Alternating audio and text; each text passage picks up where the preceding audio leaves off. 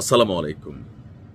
July August অভ্যুত্থান বা জুলাই আন্দোলন এ নিয়ে রাজনৈতিক দৃষ্টিভঙ্গি থেকে অনেক আলোচনা সমালোচনা আছে। আর জুলাই যোদ্ধা যারা একটা সময় তাদের যে সম্মান ছিল, প্রভাব ছিল, প্রতিপত্তি ছিল, যাদের ভয়ে সবাই থরথর থরথর করে কাঁপত, আজকের দিনে তাদের অবস্থান কোথায় গেছে?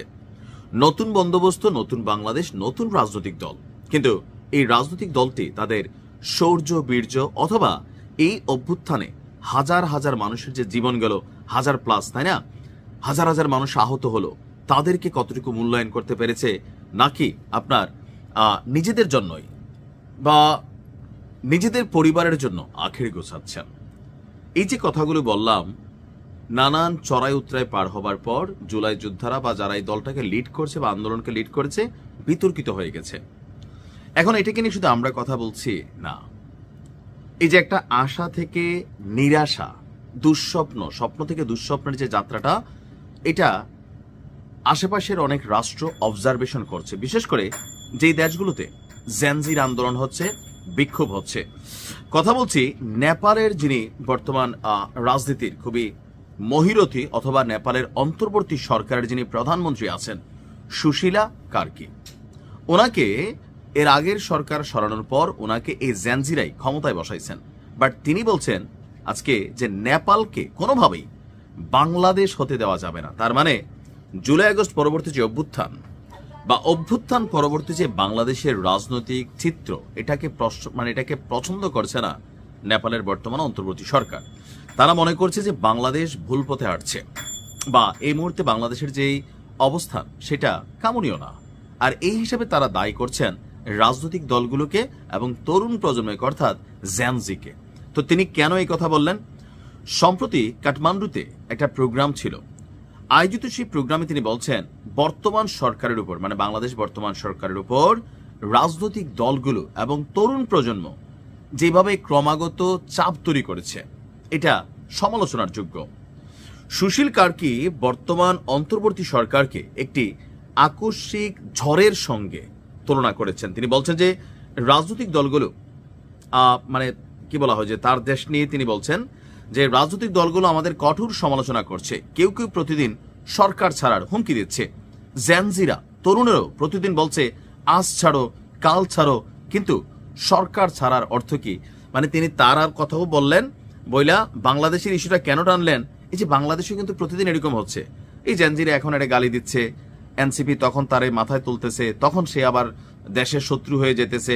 আর আমাদের জেনজিদের মধ্যে যারা লিড করতেছেন তারা মনে করতেছেন যে সরকার একটি দলের পক্ষে, অর্থাৎ বিএনপির পক্ষে কাজ করতেছে।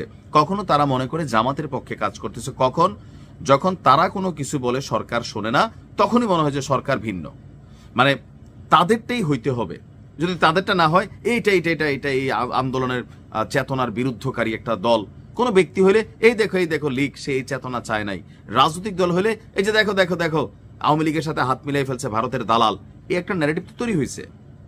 মানে আমাদের যারা এনসিপির লিডাররা আছেন বিশেষ করে, বা এর বাকি যে বিভিন্ন জায়গায় নেতারা আছেন, তাদের মতের বিরুদ্ধে গেলেই আসিফ নজরুলের পিঠে চামড়া থাকবে না, তারপর ডক্টর ইউনূসকে দেখা নিবে, কত কিছু আসতেছে। তো স্বরাষ্ট্রমন্ত্রীরে এটা করে ফেলবে, অমুকরে সেটা করে ফেলবে। এই যে এগুলো তো পছন্দের না কোনো দেশে, আসলে দুর্ভাগ্যজনকভাবে হচ্ছে এগুলো কেউ পছন্দ করে না।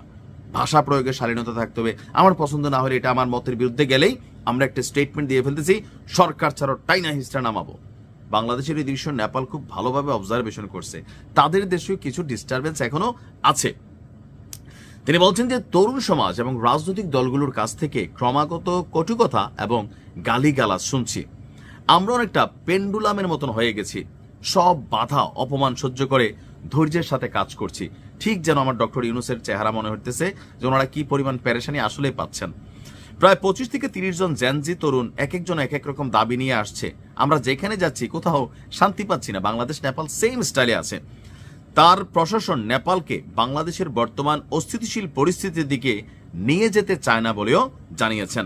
তিনি বলছেন যে আমরা প্রতিশ্রুতিবদ্ধ যে নেপালকে বাংলাদেশ হতে দেব না, আমরা বাংলাদেশ চাই না। এখন এই কথাগুলোর কিন্তু অনেক মিনিংস আছে।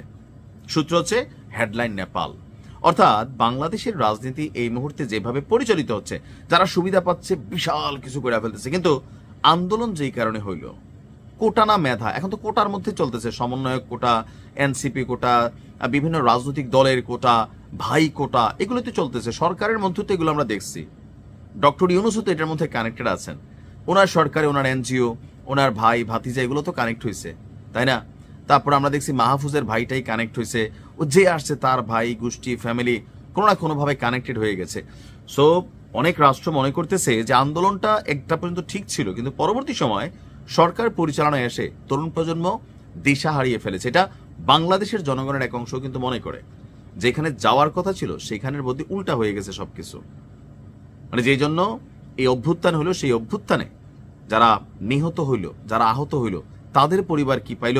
উইরা আসা জুইরা বৈশা আন্দোলনের পরেও বহুত কথা এখন বইলা টইলা নেতা টেতা হইয়া কোটি কোটি টাকা কামাই ফেলতেছে। আর যারা অরিজিনালি আন্দোলনে কানেক্টেড ছিল না খাইয়া মরতেছে, এতিমখানা যাচ্ছে, ভিক্ষা করে খাচ্ছে, আমার অনেক লোক আছে চিকিৎসা পাচ্ছে না এখন পর্যন্ত। ভালো থাকুন।